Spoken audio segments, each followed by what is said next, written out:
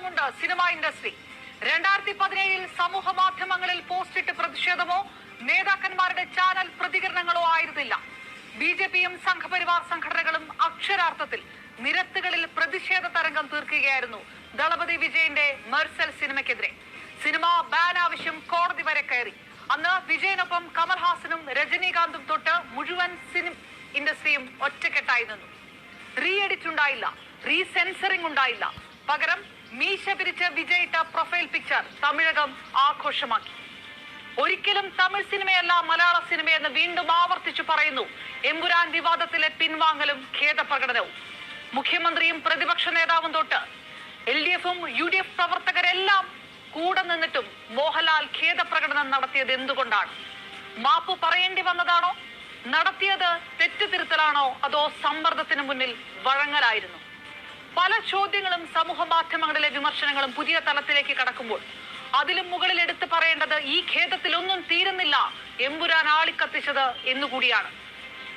സയ്യിദ് മസൂദ് എന്ന പൃഥ്വിരാജ് കഥാപാത്രം ജെയ്ഷെ മുഹമ്മദ് ഭീകരൻ മസൂദ് അസറിന്റെയും ലഷ്കർ-ഇ തയ്യബ ഭീകരൻ ഹാഫിസ് സയ്യിദിന്റെയും പേരുകളുടെ സംയോജിത രൂപമാണെന്നും മാപ്പല്ല വേണ്ടത് സിനിമ ബോയ്ക്കോട്ടിംഗ് ആണെന്നും ആവശ്യപ്പെട്ട് RSS മുഖപത്രം ഓർഗനൈസർ വീണ്ടും രംഗത്ത് വന്നു കഴിഞ്ഞു.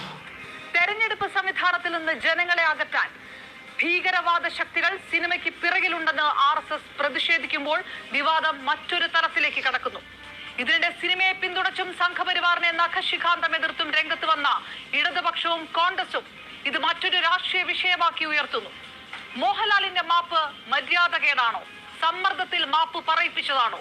അതോ മറ്റൊരു വഴിയുമില്ലാത്ത ബാലൻസിംഗ് ആയിരുന്നു? എങ്ങോട്ടേക്കാണ് എമ്പുരാൻ വിവാദം?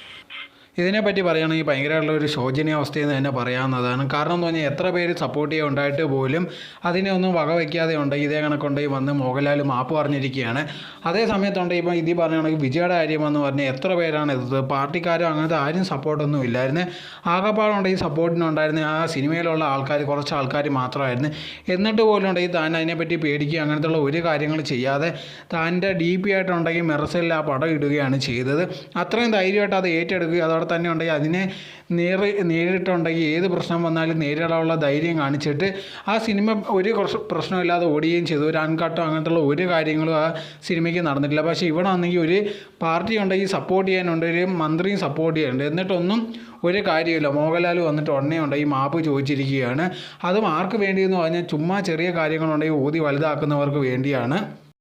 അതിന് പകരം ഉണ്ടെങ്കിൽ താൻ ഇത് ഡിലീറ്റ് ചെയ്യുക അല്ലെങ്കിൽ സെൻസർ ചെയ്യാൻ കൊടുക്കത്തില്ല, അതല്ലെങ്കിൽ മാപ്പ് വയ്ക്കത്തില്ല എന്നൊരു കാര്യം ആൾക്കാരുടെ അടുത്തുണ്ടെങ്കിൽ ഇതേ കണക്ക് പറഞ്ഞിരുന്നെങ്കിൽ അതൊരു മാസമായിട്ടുള്ള രീതിയിൽ പോയിന്. അതോടെ തന്നെ ഒരുപാട് പേര് സപ്പോർട്ട് ചെയ്യാനും ഉണ്ടായിരുന്നു. അങ്ങനെ ഒരുപാട് പേര് സപ്പോർട്ടും ചെയ്തിട്ടുണ്ട്. പക്ഷേ അതിനെല്ലാം ഒരു ബലമൊന്നും കിട്ടിയിട്ടില്ല. അതിനെ തുടർന്നുണ്ടെങ്കിൽ ആ സമയത്തുണ്ടെങ്കിൽ ഇതേ കണക്കത്തുള്ള പോസ്റ്റ് ഇട്ട് ആ സപ്പോർട്ട് ചെയ്തവരെ ഉണ്ടെങ്കിൽ അവരുടെ വിലയും കളയുകയാണ് ചെയ്തത്. നമ്മളിപ്പോൾ ഒരു തെറ്റും ചെയ്തിട്ടില്ലെങ്കിൽ കറക്റ്റായിട്ടുണ്ടെങ്കിൽ അത് നേരെ നിന്ന് പൊരുതുകയാണ് വേണ്ടത്. അതല്ലാതെ ബാക്കിയുള്ളവരെന്ത് പറയും വിചാരിക്കുമെന്ന് വിചാരിച്ച് ഇതേ കണക്കത്തുള്ള കാര്യങ്ങൾ ചെയ്തു കഴിഞ്ഞാൽ എല്ലാ അവസാനം പ്രശ്നത്തിലേ ചെന്ന് അവസാനിക്കുകയുള്ളൂ.